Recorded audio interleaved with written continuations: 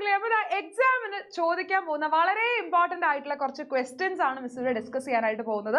അപ്പോൾ ഈ ക്വസ്റ്റ്യൻസ് ഒക്കെ തന്നെ നമ്മുടെ പുതിയൊരു മോഡൽ ക്വസ്റ്റ്യൻ പേപ്പറിൽ നിന്ന് വന്നിട്ടുള്ള പോലത്തെ ചോദ്യങ്ങളാണ്. അപ്പോൾ അതുകൊണ്ട് തന്നെ കൃത്യമായിട്ട് ക്വസ്റ്റ്യൻസ് എല്ലാം തന്നെ നിങ്ങൾ നോട്ട് ചെയ്ത് വെക്കുക. ഞാനിവിടെ ആൻസേഴ്സ് പറയുന്നതിൻ്റെ കൂടെ നിങ്ങളും എന്ത് ചെയ്യുക, അത് അവിടെ ഒന്ന് എഴുതി വെക്കുക കേട്ടോ. അപ്പോൾ ഈ ഒരു വീഡിയോ ഫുള്ള് കാണുക. ഇതിലുള്ള എല്ലാ ക്വസ്റ്റ്യൻസും ഇമ്പോർട്ടൻ്റ് ആയിട്ടുള്ള ക്വസ്റ്റ്യൻസ് ആണ്. അപ്പോൾ ഈ വീഡിയോ മുഴുവനായിട്ടും കാണാം. റെഡി? അപ്പോൾ ആദ്യത്തെ ചോദ്യത്തിലേക്ക് പോവാം. Choose and write the correct answer from the options given below where the pairs are correctly matched. എന്താ പറഞ്ഞിരിക്കുന്നത്? ശരിയായ ജോഡി ചേർത്ത് തന്നിരിക്കുന്ന ഓപ്ഷനുകളിൽ നിന്നും ശരിയായ ഉത്തരം തിരഞ്ഞെടുത്ത് എഴുതാനാണ് പറഞ്ഞിരിക്കുന്നത്. Okay, yes. അപ്പോൾ ആദ്യത്തെ പി എന്ന് പറയുന്ന ആർട്ടിഫിഷ്യൽ ഫെർട്ടിലൈസർ ആണ്. ആർട്ടിഫിഷ്യൽ ഫെർട്ടിലൈസർ നമുക്ക് ഏതാണ്? നമുക്കറിയാം, യൂറിയ ആണ് അല്ലേ? യൂറിയ ആണ് ആർട്ടിഫിഷ്യൽ ഫെർട്ടിലൈസർ. അപ്പോൾ പി എന്ന് പറയുന്നത് 2 ആണ് വരേണ്ടത്. റെഡി? ഇനി ക്യൂ എന്ന് പറയുന്നത് നാനോ ഫെർട്ടിലൈസർ ആണ്. അപ്പം നാനോ ഫോസ്ഫേറ്റ്, ക്യൂ എന്ന് പറയുന്നത് 1 ആണ് വരേണ്ടത്. ഇനി ആർ എന്ന് പറയുന്നത് ബയോ ഫെർട്ടിലൈസർ എന്ന് പറയുമ്പോൾ റൈസോബിയം, ആർ 4 ആണ്. ഇനി എസ് ഓർഗാനിക് ഫെർട്ടിലൈസർ എന്ന് പറയുന്നതിനുള്ള എക്സാമ്പിൾ ആണ് കമ്പോസ്റ്റ്. യെസ്, കമ്പോസ്റ്റ് എന്ന് പറയുന്നത്. ഓക്കെ, അപ്പോൾ എസ് എന്ന് പറയുന്നത് 3. അപ്പോൾ എസ് നമുക്ക് നോക്കാം. പി എന്ന് പറയുന്നത് 2 ആയിരിക്കണം. ഓക്കെ, അപ്പോൾ ഇത് രണ്ടും നമുക്ക് പറയാൻ പറ്റും. പിന്നെ ക്യൂ എന്ന് പറയുന്നത് 1 ആയിരിക്കണം. അപ്പോൾ ക്യൂ ഇതാണ്. ഇനി ആർ എന്ന് പറയുന്നത് 4, എസ് എന്ന് പറയുന്നത് 3. സോ ഓപ്ഷൻ സി ആണ് ശരിയായിട്ടുള്ള ഉത്തരം. റെഡിയാണല്ലോ? അടുത്ത ചോദ്യത്തിലേക്ക് പോവാം. Right one characteristic each of the agricultural crops developed through the following methods. എന്താ പറഞ്ഞിരിക്കുന്നത്? താഴെ പറയുന്ന മാർഗങ്ങളിലൂടെ നിർമ്മിച്ചെടുക്കുന്ന കാർഷിക വിളകളുടെ ഓരോ സവിശേഷത വീതം എഴുതാനാണ് പറഞ്ഞിരിക്കുന്നത്. റെഡി? അപ്പോൾ ജനറ്റിക് എഞ്ചിനീയറിംഗ് വഴി ഉണ്ടാക്കുന്ന അഥവാ ജനിതക എഞ്ചിനീയറിംഗ് വഴി നിർമ്മിക്കുന്ന അല്ലെങ്കിൽ ഉണ്ടാക്കിയെടുക്കുന്ന വിളകളുടെ പ്രത്യേകത എന്താണ്? അവരിൽ പുതിയ സ്വഭാവങ്ങൾ, പുതിയ ക്യാരക്ടേഴ്സ് നമുക്ക് ഉണ്ടാക്കാനായിട്ട് സാധിക്കും. പുതിയ സ്വഭാവങ്ങൾ അഥവാ പുതിയ ട്രേറ്റ്സ് അവരിൽ നമുക്ക് കൊണ്ടുവരാനായിട്ട് സാധിക്കും. എങ്ങനെ? അവരുടെ ജീനുകളിൽ മാറ്റം വരുത്തുന്നു. ജനിതക എഞ്ചിനീയറിംഗിലൂടെ അവരുടെ ജീനുകളിൽ ഒരു ഓൾട്ടറേഷൻ, ഒരു മാറ്റം വരുത്തിയിട്ട് അവർക്ക് പുതിയ സ്വഭാവം നമ്മൾ കൊണ്ടുവരികയാണ്. ഇപ്പം അതിന് എക്സാമ്പിൾ ആയിട്ട് നിങ്ങൾക്ക് പറയാം, എന്താണ്? ഇൻസെക്റ്റ് അല്ലെങ്കിൽ പെസ്റ്റിനെ റെസിസ്റ്റ് ചെയ്യുന്ന കോട്ടൺ, പരുത്തിച്ചെടി, അത് നിങ്ങൾക്ക് കീടങ്ങളെ ചെറുക്കുന്ന പരുത്തിച്ചെടി, അത് നിങ്ങൾക്ക് എക്സാമ്പിൾ ആയിട്ട് എഴുതാം. ഇനി ടിഷ്യൂ കൾച്ചറിന്റെ പ്രത്യേകത എന്താ? ടിഷ്യൂ കൾച്ചർ എന്ന് പറഞ്ഞു കഴിഞ്ഞാൽ പാരന്റ് പ്ലാന്റിന്റെ അഥവാ മാതൃസസ്യത്തിന്റെ അതേ സ്വഭാവങ്ങളായിരിക്കും ആർക്ക് കിട്ടുന്നുണ്ടായിരിക്കുക? ഈ പറയുന്ന പുതിയതായി ഉണ്ടാവുന്ന ചെടികൾക്കും ഉണ്ടായിരിക്കുക. അപ്പോൾ ടിഷ്യൂ കൾച്ചർ വഴി സെയിം സ്വഭാവം, ഒരേ ക്യാരക്ടേഴ്സ് ആയിരിക്കും ആരിൽ വരുന്നുണ്ടായിരിക്കുക? ഈ പറയുന്ന ഡോട്ടർ പ്ലാന്റ്സിൽ അല്ലെങ്കിൽ ഈ പറയുന്ന പുതിയ ചെടികളിൽ വരുന്നുണ്ടായിരിക്കുക എന്നുള്ളത് ഓർത്ത് വെക്കുക. അപ്പോൾ ഈ 2 കാര്യങ്ങളാണ് അവിടെ എഴുതേണ്ടത് കേട്ടോ. ജനറ്റിക് എഞ്ചിനീയറിംഗ് ആണെങ്കിൽ നമുക്ക് വ്യത്യസ്ത തരം സ്വഭാവങ്ങൾ നിർമ്മിച്ചെടുക്കാൻ കഴിയും ജീനുകളിൽ മാറ്റം വരുത്തിയിട്ട്. ടിഷ്യൂ കൾച്ചർ ആണെങ്കിൽ പാരന്റിലുള്ള സ്വഭാവം എന്താണോ അത് തന്നെയായിരിക്കും ഓഫ് സ്പ്രിംഗിൽ ഉണ്ടായിരിക്കുക, അല്ലെങ്കിൽ ആ ഒരു സ്വഭാവം തന്നെയായിരിക്കും ഉണ്ടാവുന്ന പുതിയ ചെടികളിലും ഉണ്ടായിരിക്കുക. ഇനി അടുത്ത ചോദ്യം നോക്കുക. അടുത്ത ചോദ്യം ഇതാണ്.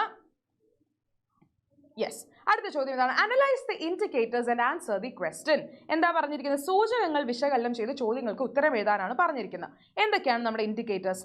Life originated on another planet and accidentally reached earth in the form of micro organisms or spores.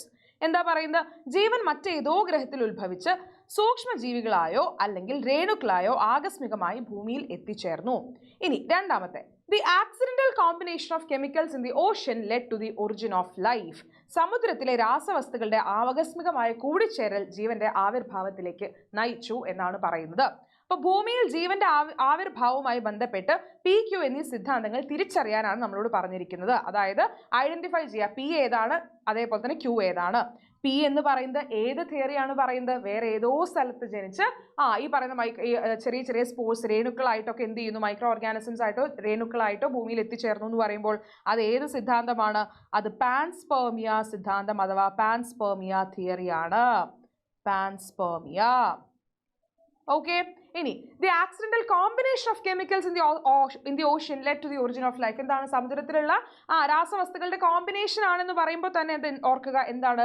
Theory of chemical evolution അഥവാ രാസപരിണാമ സിദ്ധാന്തം. തിയറി ഓഫ് കെമിക്കൽ എവല്യൂഷൻ അഥവാ രാസപരിണാമ സിദ്ധാന്തമാണ് പറയുന്നത്.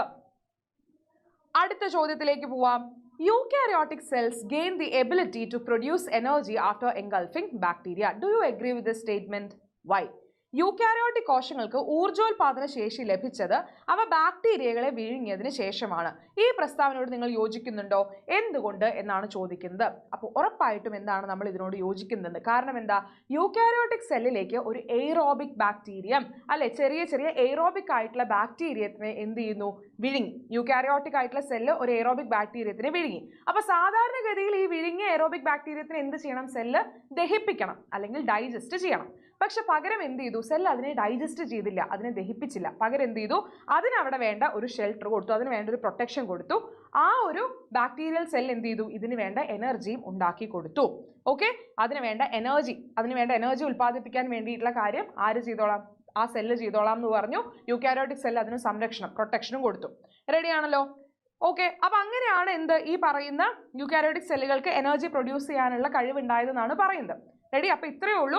ആ ചെറിയൊരു സെല്ലിനെ ദഹിപ്പിക്കുന്നതിന് പകരം അഥവാ ഡൈജസ്റ്റ് ചെയ്യുന്നതിന് പകരം എന്ത് ചെയ്തു? അതെന്ത് ചെയ്തു? ഞാൻ നിങ്ങൾക്ക് വേണ്ട എനർജി ഉണ്ടാക്കി തരാം, ഞാൻ നിങ്ങൾക്ക് വേണ്ട ഊർജ്ജമൊക്കെ ഉണ്ടാക്കി തരാം, പകരം നിങ്ങൾ എനിക്ക് സംരക്ഷണം തന്നാൽ മതി എന്ന് പറഞ്ഞുള്ളൊരു ഒരു ഡീലിൽ അവരെത്തി. റെഡി?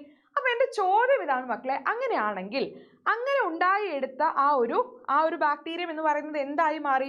ആ ഒരു ബാക്ടീരിയനെ എൻഗൾഫ് ചെയ്തു എന്ന് പറയുന്നുണ്ടല്ലോ. ആ എൻഗൾഫ് ചെയ്ത ബാക്ടീരിയ ഏതോ ഒരു സെൽ ഓർഗണൽ അഥവാ കോശാംഗമായിട്ട് മാറി. ഓക്കെ, ആ കോശാംഗം ഏതാണെന്നുള്ളത് നിങ്ങൾ ഈ ഒരു വീഡിയോന്റെ താഴെ കമന്റ് ചെയ്യണം. ആൻഡ് ഈ വീഡിയോ ഇഷ്ടപ്പെട്ടു എന്നുണ്ടെങ്കിൽ ഉറപ്പായിട്ടും നിങ്ങൾ ലൈക്ക് ചെയ്യുക, നിങ്ങളുടെ ഫ്രണ്ട്സിനൊക്കെ ഷെയർ ചെയ്ത് കൊടുക്കുക. എക്സാം ആണ് വരുന്നത്. ഇനി നമ്മൾ ഒരുപാട് വീഡിയോസ് അപ്ലോഡ് ചെയ്യും, ഷോർട്സ് അപ്ലോഡ് ചെയ്യും. അപ്പോൾ മക്കൾ എന്ത് ചെയ്യണം? ചാനൽ സബ്സ്ക്രൈബ് ചെയ്യാനും മറക്കരുത് കേട്ടോ. അപ്പോൾ മറക്കണ്ട, എൻഗൾഫ് ചെയ്ത ബാക്ടീരിയം എനർജി ഉണ്ടാക്കാൻ വേണ്ടിയിട്ട് യൂക്കാരിയോട്ടിക് ആയിട്ടുള്ള കോശം വിഴുങ്ങിയ ആ ബാക്ടീരിയം പിന്നീട് എന്തായിട്ടാണ് മാറിയത്, ഏത് സെൽ ഓർഗനൽ, ഏത് കോശാംഗമായിട്ടാണ് മാറിയത് എന്നുള്ളത് താഴെ കമന്റ് ചെയ്യുക. അടുത്ത വീഡിയോയിൽ കാണാം. ബൈ.